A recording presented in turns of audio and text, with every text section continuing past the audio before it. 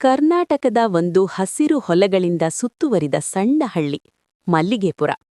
ಬೆಳಿಗ್ಗೆ ಸೂರ್ಯೋದಯವಾದ ಕ್ಷಣದಿಂದಲೇ ಹಳ್ಳಿ ಜೀವಂತವಾಗುತ್ತಿತ್ತು.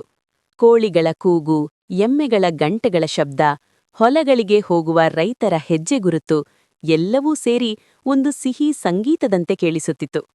ಆ ಹಳ್ಳಿಯಲ್ಲಿ ರಮೇಶ್ ಎಂಬ ಪರಿಶ್ರಮಿ ರೈತ ವಾಸಿಸುತ್ತಿದ್ದ. ಅವನಿಗೆ ಕೃಷಿಯೇ ಜೀವನ, ಹೊಲವೇ ಪ್ರಾಣ. ಅವನ ತಂದೆ ಹೇಳಿದ್ದ ಮಾತು ಅವನ ಮನಸ್ಸಿನಲ್ಲಿ ಸದಾ ಇತ್ತು. ಮಣ್ಣು ನಮ್ಮನ್ನು ಮೋಸ ಮಾಡುವುದಿಲ್ಲ, ನಾವದನ್ನು ಪ್ರೀತಿಸಿದರೆ ಅದು ಫಲ ಕೊಡುತ್ತದೆ. ಒಂದು ವರ್ಷ ಮಳೆಯೇ ಬರಲಿಲ್ಲ. ಹೊಲಗಳು ಬತ್ತಿದವು, ಬಾವಿಗಳಲ್ಲಿ ನೀರು ಕಡಿಮೆಯಾಯಿತು.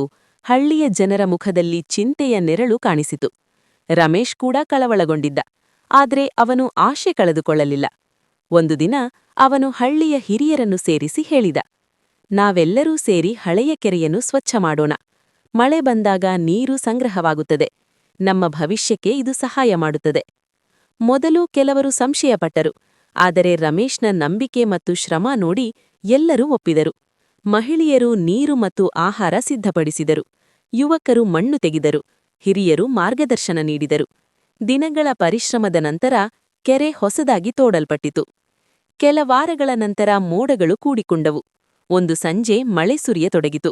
ಹಳ್ಳಿಯ ಜನರು ಆನಂದದಿಂದ ಆಕಾಶದತ್ತ ನೋಡಿದರು. ಮಳೆಯ ನೀರು ಕೆರೆಯಲ್ಲಿ ತುಂಬಿತು.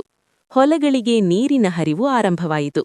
ಮಲ್ಲಿಗೆಪುರ ಮತ್ತೆ ಹಸಿರಿನಿಂದ ಮೆರೆಯಿತು. ರಮೇಶ್ನ ಹೊಲದಲ್ಲಿ ಮೊದಲ ಬೆಳೆಯ ಹಸಿರು ಮೊಳಕೆ ಓಡಿದಾಗ ಅವನ ಕಣ್ಣಲ್ಲಿ ಸಂತೋಷದ ಕಣ್ಣೀರು ತುಂಬಿತು. ಅವನೊಬ್ಬನೇ ಸಾಧನೆ ಮಾಡಿರಲಿಲ್ಲ, ಅದು ಹಳ್ಳಿಯ ಒಗ್ಗಟ್ಟಿನ ಜಯ. ಆ ನಂತರ ಮಲ್ಲಿಗೆಪುರದಲ್ಲಿ ಒಂದು ಸಂಪ್ರದಾಯ ಆರಂಭವಾಯಿತು.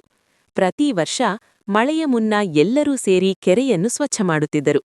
ಮಕ್ಕಳಿಗೆ ಹಿರಿಯರು ಹೇಳುತ್ತಿದ್ದರು, ಒಗ್ಗಟ್ಟಿನಲ್ಲಿ ಶಕ್ತಿಯಿದೆ. ಪ್ರಕೃತಿಯನ್ನು ಕಾಪಾಡಿದರೆ ಅದು ನಮ್ಮನ್ನು ಕಾಪಾಡುತ್ತದೆ. ಕಾಲ ಕಳೆದಂತೆ ಮಲ್ಲಿಗೆಪುರ ಸುತ್ತಮುತ್ತಲಿನ ಹಳ್ಳಿಗಳಿಗೆ ಮಾದರಿಯಾಯಿತು. ನೀರನ್ನು ಸಂರಕ್ಷಿಸುವುದು, ಮರಗಳನ್ನು ನೆಡುವುದು, ಒಟ್ಟಾಗಿ ಕೆಲಸ ಮಾಡುವುದೇ ಅವರ ಬದುಕಿನ ಮಾರ್ಗವಾಯಿತು.